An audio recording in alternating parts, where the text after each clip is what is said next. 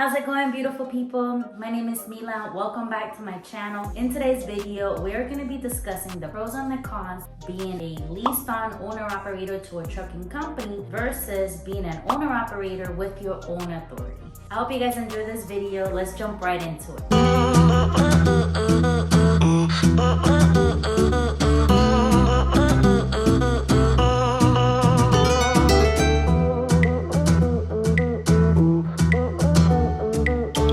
First things first, let's discuss what is a leased-on owner-operator. A leased-on owner-operator to a trucking company means you are leasing on or signing an agreement, sometimes between 6 months to a year, to a trucking company so you can haul freight using their numbers. You are a 1099 contractor, so you're quote-unquote your own boss, but you don't have any numbers. So that's why you're choosing to run on another company. Now, what is an owner-operator that has their own authority? An owner-operator that has their own authority is somebody that has filed with the federal government for the USDOT and their MC. They have filed all the required documents needed for them to be able to run a trucking company. We're gonna go over pros and cons of a lease-on owner-operator. Starting with the pros, back office support. They're gonna be helping you with anything regarding compliance, any required documentation that you need,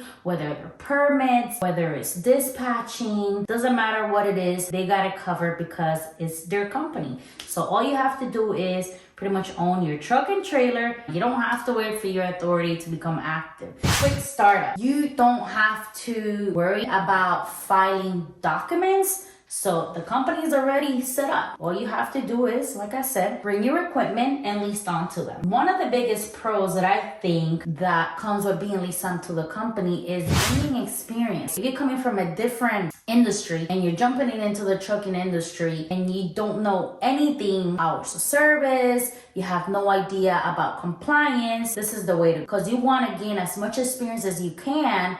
Somebody that's already been doing it, somebody that knows what is required. You can do is pretty much just copy the same system when you're ready to start your company. When we're talking about the increased responsibility, meaning you're not running under your company numbers. This is another company's number. Even though I should say you should care, because whatever happens, the way you treat this company's MC, I will say you're gonna be carrying on the same bad behavior or bad habits to your company, which is not something that's recommended, but at least it gives you the time for you to be able to experience if you do quote unquote make any mistake. Dispatching service, it goes back a little bit into back office support. They should be able to help you and assist you with, signing raycons, completing carrier packets. You're not responsible for none of that. Being that you're new to the trucking industry, it helps you become familiar with what does a raycon looks like. What are the required documents for you not only to get paid, but for you to be in fully compliance when you are ready to start your company. Zero numbers needing, meaning you don't need no USDOT or no MC. That, again, is the responsibility of the trucking company that you are leasing on to. And as we were quickly going over, increased liability. So going over the cons of being a lease-on owner-operator is, you have to pay the company a fee for them to take the responsibility of you using their numbers. So the average fee that they charge is between 15 to 30%, meaning you will make 70 to 75% of the gross of whatever that load pays. Again, it all depends on the type of agreement that you have set up with that company or what that company is offering. So it's really important, just like they take the time to onboard you and vet you, you want to make sure that you're taking the time to onboard that company, that your values match with those company values, making sure that they're doing things legit, that they're not just selling you or cash apping you the money, that they have some kind of paying system like ADP to pay for your weekly settlements. So one of the downfalls also of being a leased-on owner-operator is that a lot of the times they require you to sign a 6 to 12 month agreement. And the reason that they're doing that is if the company was to lease on anybody to their company and they keep,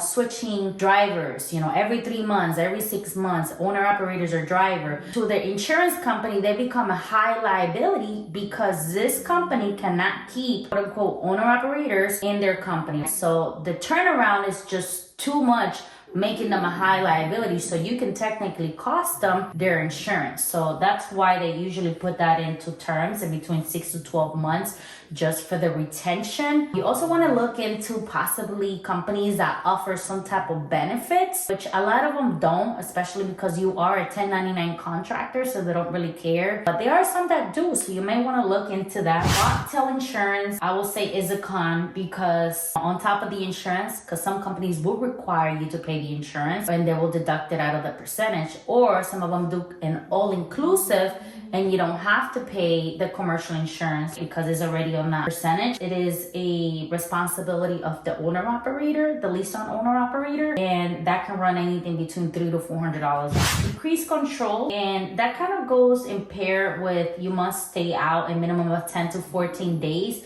This is just what we really experienced, because I don't know if you guys know, when we started in the trucking company, we started non-CDL and we started leased on into a company, which I would say it was probably the best experience we could have had, because we learned so much through that time of being leased on to that company, their systems, their processes, how they did things, documents, they handled their safety and compliance, how they handled their dispatching services. We got familiar with all the documents, what areas to run, what not to run. You know, really gave my husband the time to really understand the equipment, how to properly secure his loads, instead of having to think of all the aspects of the business, compliance, documentation, plus securing. It would have been too much. That's why I'm like a high fan of leased-on owner-operator if you have no experience.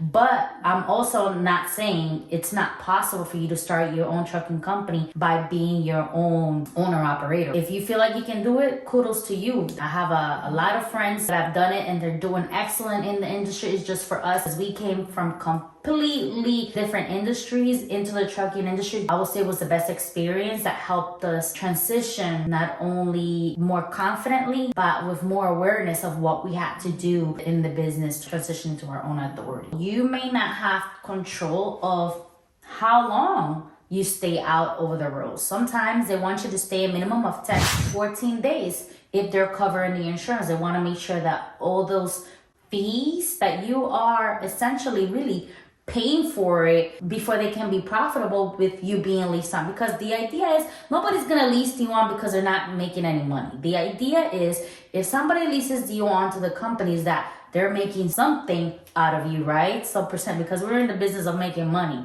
where nobody's gonna take the liability of leasing a new owner operator, possibly may not have experience, to their company, and you can damage really their CSA scores, because you know they're really gonna take a hit on those CSA scores if by any chance get a violation. Alright, so we're going to be discussing now owner operator with your own authority. Some of the pros: you are in total control of your business. You're in control of how hard you run. So if you want to take 2 weeks off and want to chill out, you can take 2 weeks off and you'll be fine. You have an increased freedom and flexibility. Obviously, your profits increase because you're not paying anybody a percentage, and you are your own boss, right? Now, going to talk about cons of having your own authority is because you're in control, you control everything from compliance to record keeping to booking your own loads to making sure that, you know, if you have drivers or owner operators that you're paying them. So you're in total control of your whole operation. Some people have the patience to manage all that and some people don't. Another thing that I can consider a con is it takes time to start your company. It takes time to build. It takes time to become active, right? So we had talked previously, a lease-on owner operator, the company is already built that you're leasing on. They already have everything set up. All you need is your equipment. In this case, you have to wait around for things to become active. A lot of brokers, sometimes they want to work with you because you have an authority on their 90 days, sometimes even up to a year they require. So you have some limitations when you have, or you know, at least the first 6 months to a year when you're starting up your company. Next thing is you have zero support. So unless you outsource your compliance, unless you're outsourcing your dispatching and you have a good team in place, you're pretty much worrying all the hats. So sorry for you. It is a lot. You gotta be kidding me. So you're gonna be taking not only the driver seat, but you're also taking the hat of, your compliance. You're taking the hat of being a safety officer, an operations manager, a record bookkeeper. Essentially, you're a one-man operation and you're managing everything. Not to say that if you're smart, at the beginning, you can also outsource some of those things, but a lot of people don't. The next thing is insurance is one of your biggest startups. So I've come to find out that a lot of people buy their equipment before they even research how much their insurance is going to be. So then they're stuck with a big down payment before their authority can even become active.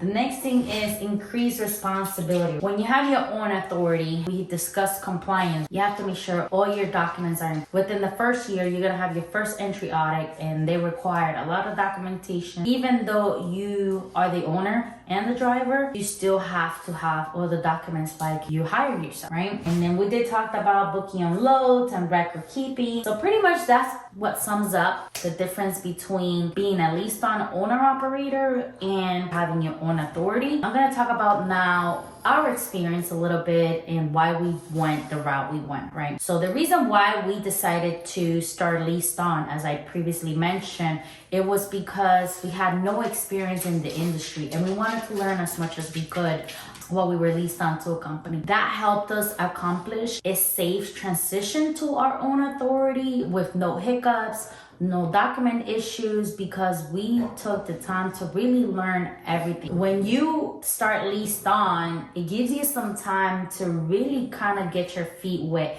and really know, is this something that I want to do, right? Because I'll be straight up, I cannot kid you how many people we spoken to where they are so excited and want to start their own company. They go through, they get their truck and trailer, start their own company, and guess what? They find out that this is not for them. Having a trucking company and driving over the road and everything that comes with it is not for everyone. So you want to make sure that if you are getting into this, that you really understand not only the risk, but the sacrifices that you're making to start your trucking company. First thing you want to do is invest all this money in equipment, invest all the money in starting your own company, and then you're like, oh crap, this is not for me. I don't like this. I don't want to do this. So before you even go ahead and start everything, to start your own company, I highly suggest you test it out under somebody's authority and figure out if this is something that you really want to do. So my personal recommendation is to always do your own due diligence. Whatever is comfortable for you, right? So research as much as you can. Being an owner-operator leased-on more beneficial for me and my operations, or should I start with my own trucking company, right? Should I start everything from scratch? So it really gonna come down to you, your team. Do you have a team that's gonna help you? Are you gonna be doing things yourself? Do you come from prior trucking experience? Are you freshly transitioning from a whole different industry? Ask yourself those questions. Ask yourself, how confident are you to either start your own company or start leased on? I highly recommend you do the research. And with that being said, guys, I hope you guys enjoyed this video. If you guys like this video, give it a thumbs up. Drop a comment, share your experience. Let me know what you guys think. Which route are you guys thinking of going, leased on, owner-operator, or do you plan to start your own company? Do you have a team? Do you feel like you need a team to start a trucking company, or do you feel like you can run this by yourself? Do you feel like you need to outsource compliance? Do you feel like you need to outsource dispatching? Yes, no, maybe not. Drop it down in the comments. Let me know. I want to hear your experiences and what do you think is best. This is based on my personal experience with my trucking company and my husband's, and what we've been through as we transition, and what I felt that has worked, really, essentially. We've talked to many people in the industry, and it can go both ways. It can be awesome being leased on, just like it can be a nightmare. So with that being said, peace out, love ya, and I'll see you in the next video.